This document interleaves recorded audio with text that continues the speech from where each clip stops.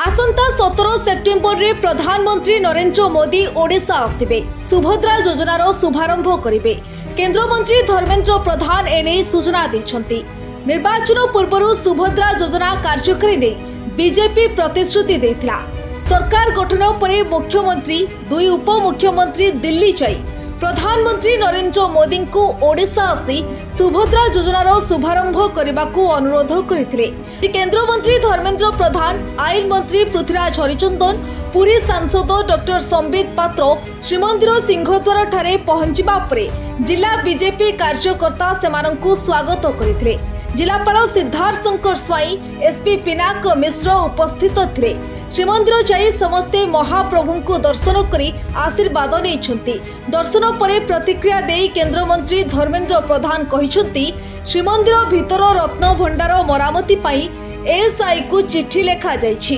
भितर रत्न भंडार रत्न अलंकार गणति मणति हेबो। पुरी को एक सर्वश्रेष्ठ आधुनिक और आध्यात्मिक सहर रे परिणत कराजिबो।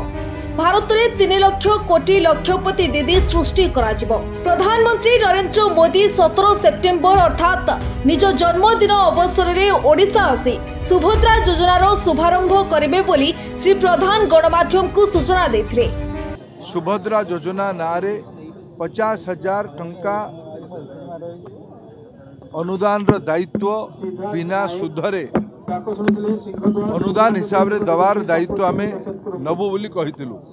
ओडिया लोक माने तांकु भरोसा करथिले। आगामी 17 सेप्टेम्बर माननीय प्रधानमंत्री नरेंद्र मोदी जन्मदिन।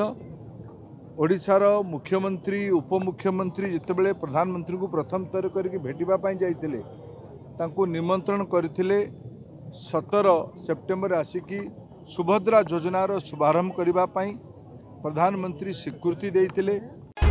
ब्यूरो रिपोर्ट आरंभ न्यूज। अधिक खबर पाई आम फेसबुक पेज को लाइक, फॉलो एवं यूट्यूब चैनल को सब्सक्राइब करंतु।